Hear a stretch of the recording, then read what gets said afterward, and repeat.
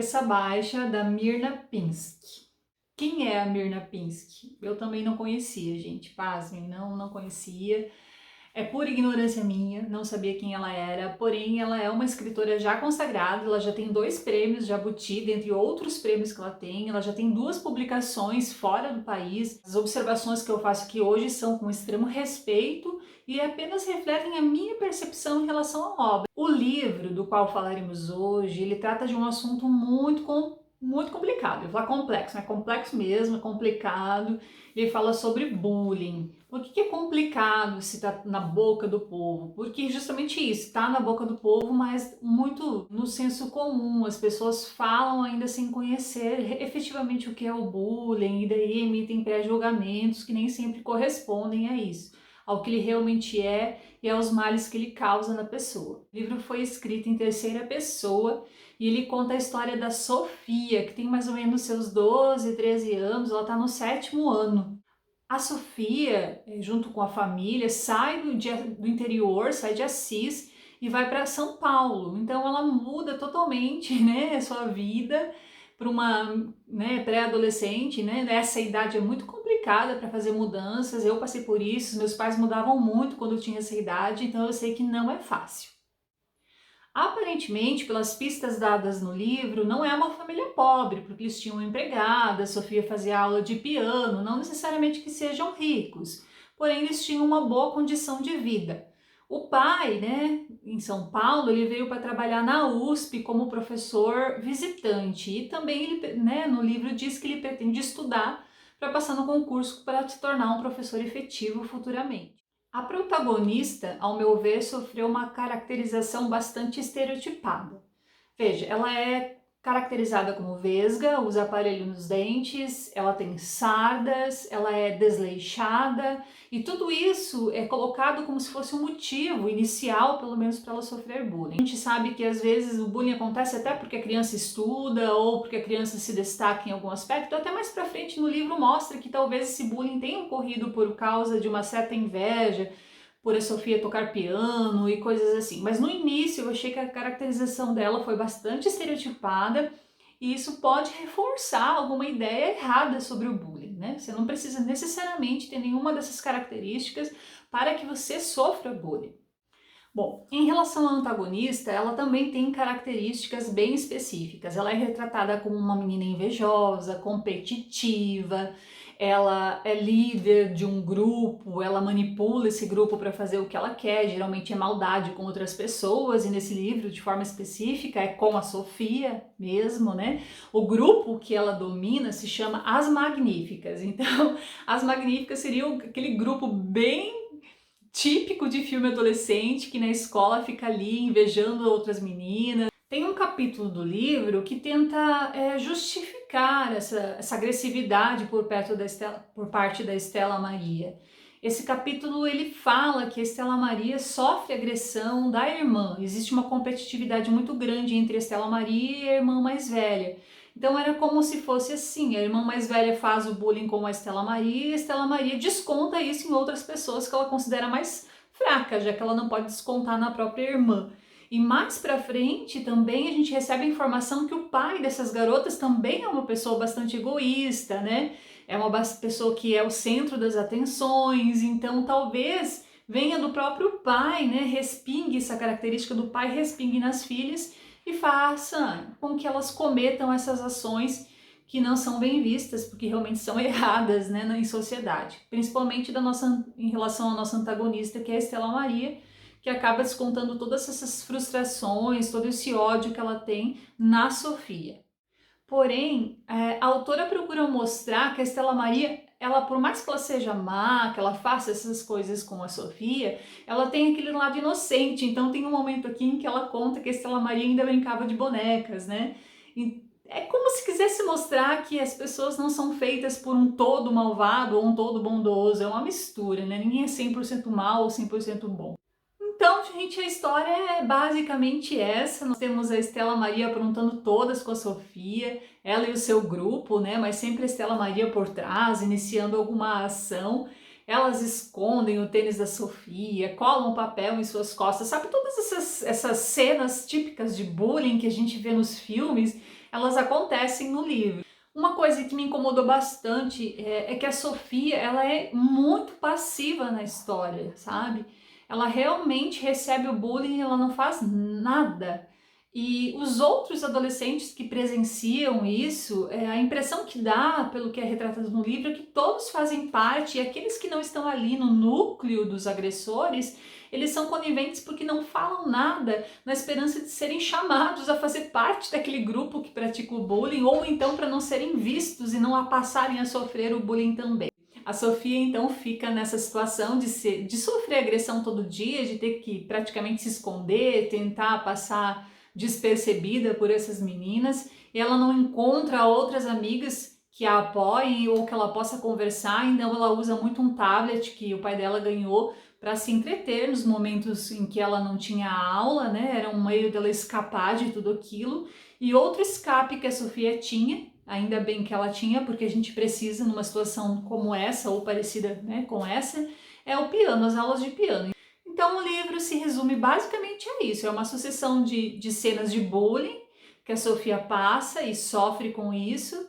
Ela às vezes também escreve num diário onde ela desabafa um pouco o que ela está passando, mas chega um momento em que ela não aguenta mais, o bullying piora, ela começa a sofrer cyberbullying, fotos dela são expostas, insinuações são feitas, chantagem passa a acontecer com a Sofia, e ela procura o seu pai para relatar o que está acontecendo, e o pai, ele é desculpado aqui pelo excesso de trabalho, mas para mim não tem muito perdão, né? Ela procura o pai, ela se lamenta, e o pai pergunta, mas você não fez alguma coisa para que elas façam isso? Culpabilizou a vítima.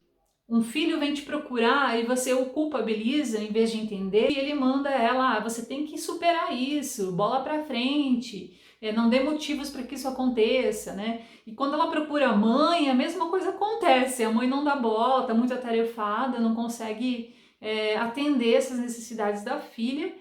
E, enfim, o que a filha vai fazer? Se os próprios pais não dão atenção, quando a criança toma coragem para relatar para os pais, é muito importante, fica esse conselho, que isso seja averiguado.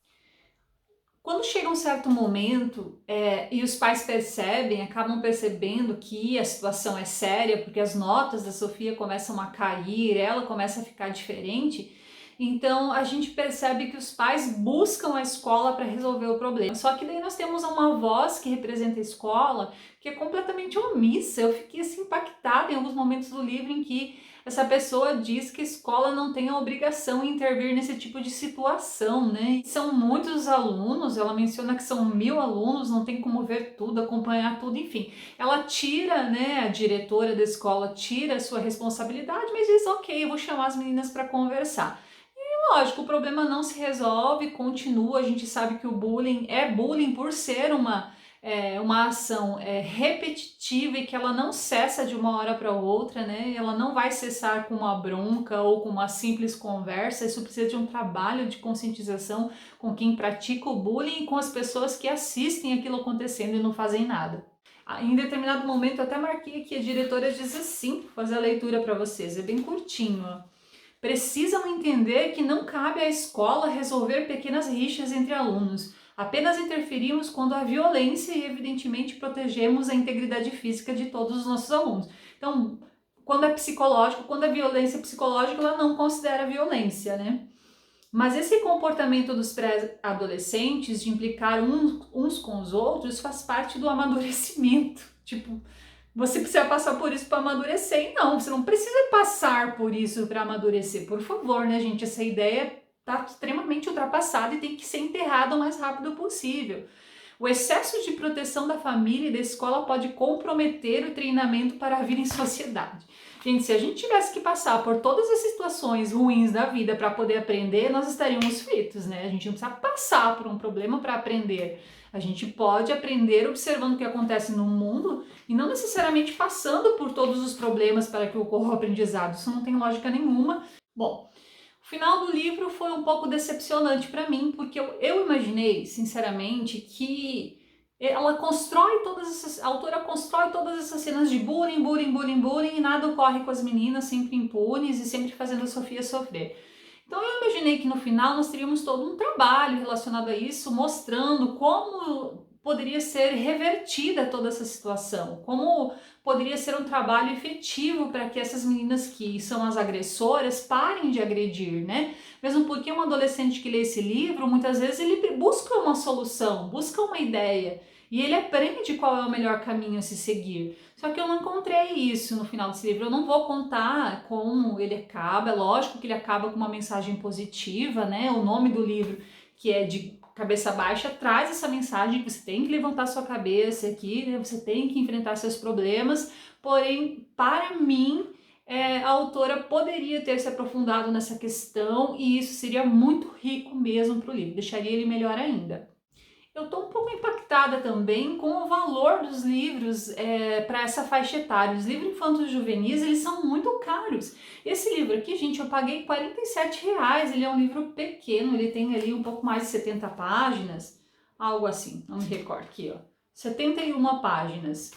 E R$ 47 eu sou acostumada a comprar livro, então eu achei realmente bem caro. Eu tinha colocado ele no meu carrinho esperando que baixasse, não baixou, daí eu acabei comprando. E ele veio, eu sei que pode acontecer isso, eu não sou tão chata, mas tem uma página do livro que tem 2 furos.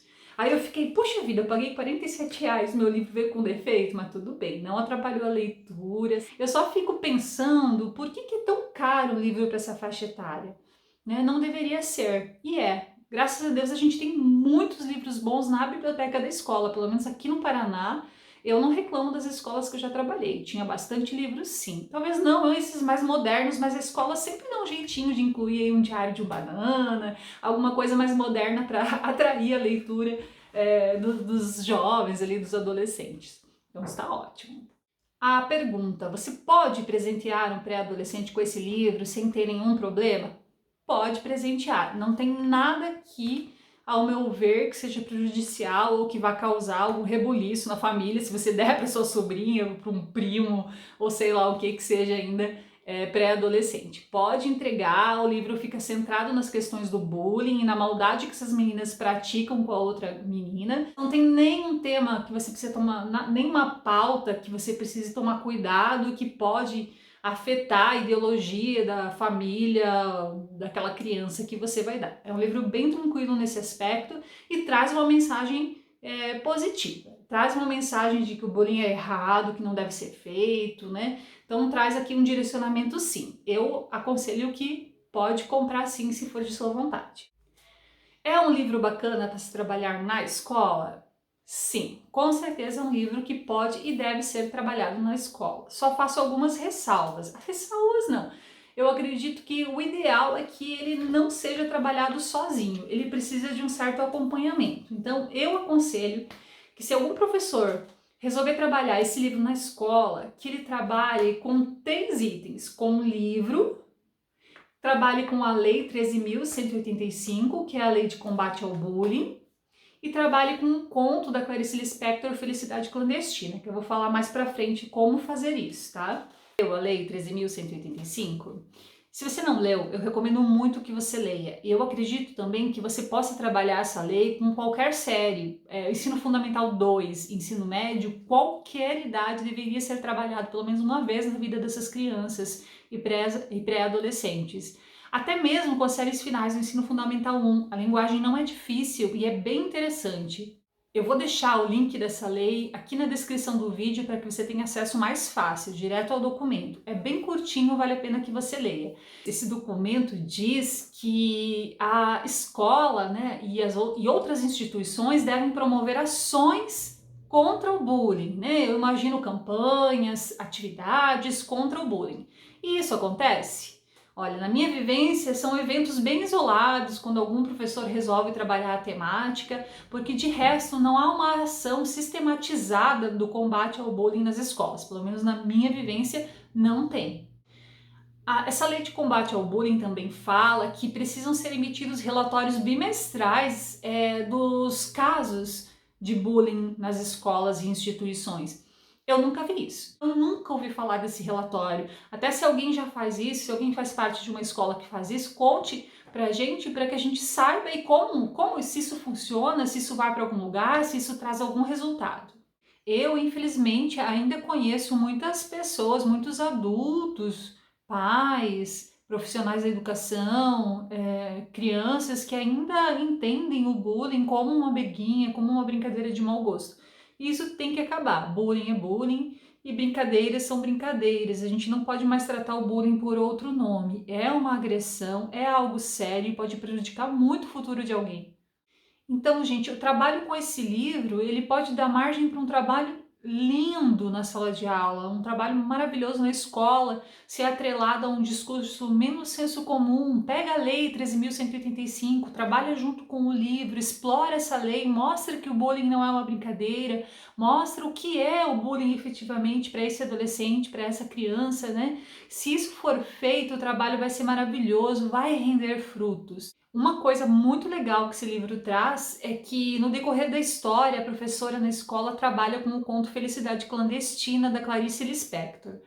E a gente sabe que esse conto trata de uma questão também relacionada ao bullying, né, do empréstimo de um livro, uma menina que é malvada, outra que é a vítima dessa menina malvada, e no decorrer deste livro ela trabalha esse conto da Clarice Lispector. E na história ela diz que os professores pediram que os alunos fizessem uma dramatização, inventando uma continuidade para o conto Felicidade Clandestina. Eu achei fantástico, eu nunca tinha pensado nisso. Então vamos fazer, gente. Trabalhe o conto Felicidade Clandestina junto com esse livro, ou logo após esse livro, e vamos pedir para que os alunos deem continuidade ao conto, porque ele é um conto curtinho, muito fácil, dá para trabalhar do 6º ano até o ensino médio, mas esse livro eu acho que ele é mais específico para um 6º e um 7º ano, então vamos pensar nessas séries, até o 8º ano dá, e pensem que o conto pode ser a base e a partir dele as crianças podem desenvolver uma dramatização que dê continuidade à história de Felicidade Clandestina. Depois de trabalhar todos esses debates, depois de trabalhar a lei, depois de trabalhar o livro, vai ser muito interessante ver como que as crianças vão desenvolver a continuidade da história. Porque pensem, né? Será que elas vão realmente refletir que o agressor precisa de ajuda e não de punição? Que a vítima precisa de ajuda, ela não pode ficar ali sofrendo, calada, tem que ser resolvido. E os pais precisam dialogar com a escola precisa dialogar com os pais e com os alunos, que isso só vai ser vencido com muito diálogo e informação, sair do senso comum. Então, eu acho que seria muito rico fazer todo esse trabalho e depois colher frutos por meio de uma dramatização. Essa sugestão quem deu foi o próprio livro, eu só estou reforçando que seria muito interessante como atividade. Uma outra coisa que eu gostei muito é que o livro ele traz um suplemento de leitura, olha só. Lembra quando a gente lia a coleção Vagalume? Eu acho que era a coleção Vagalume, em que vinha isso aqui também, né? Eu não sei se é normal, se todo livro infanto-juvenil traz, porque eu estou entrando nesse meio agora. Mas ele traz aqui um direcionamento para a leitura, traz questões que os alunos podem ser trabalhadas com os alunos, que promovem o aprofundamento até do tema. Eu achei isso bem legal, né? Também serve como material para o professor trabalhar a obra com o aluno depois. Ajuda muito, viu? Adorei. Então assim, gente, essa é a história, esse é o livro, fica a minha recomendação. Como eu disse, eu acho que poderia ter sido aprofundado, algumas questões poderiam ter sido aprofundadas, poderia ter levado um pouquinho mais de informação sobre como combater o bullying, não só mostrar situações de bullying, sim, poderia, na minha percepção. Porém, mesmo assim, ele não deixa de ser um livro bacana para a idade, os alunos vão entender facilmente, vão entrar na discussão, e se ele for mediado, se for promovida uma atividade, meu Deus, é fantástico daí. Ele pode servir como base, como início para um trabalho mais complexo. Como eu disse, fica a minha dica, você trabalha com esse livro, você junto com ele, você trabalha a Lei 13.185 de combate ao bullying, e, por fim, você finaliza com uma atividade relacionada ao conto Felicidade Clandestina, da Clarice Lispector. Ó, vai ser fantástico. Não tem como as crianças não gostarem, não tem como não sair dali com um aprendizado gigantesco, com pessoas melhores, como futuros cidadãos melhores, né? E não mais ver o bullying como nessa imagem do senso comum, que é uma briguinha, porque eu também passava por isso na minha idade, estou aqui viva e forte. Não, a gente não precisa passar por isso para ser forte, a gente não precisa passar por isso para se tornar uma pessoa resistente às adversidades da vida. A gente precisa entender como isso funciona e aprender sem precisar passar por experiências ruins. Afinal de contas, tenho certeza que ninguém quer que isso aconteça com o seu próprio filho, né? E nós, educadores, estamos também, fica como um alerta, esse livro, o documento, o conto, tudo isso nos traz reflexões, porque nós também não somos a perfeição, nós também temos que melhorar a nossa percepção, e eu acredito que é a nossa parte sim, a nossa função sim, mediar essas situações. Nós temos em nossas mãos o poder de transformar os cidadãos que estão ali por um ano conosco em cidadãos melhores. E esse é um tema bem pertinente para a escola que pode auxiliar muito para a formação desse cidadão. Muito obrigada a quem assistiu o vídeo até o fim, espero que vocês tenham gostado e eu estou muito feliz em fazê-lo. É muito gratificante mesmo fazer, eu gosto demais. Um beijo!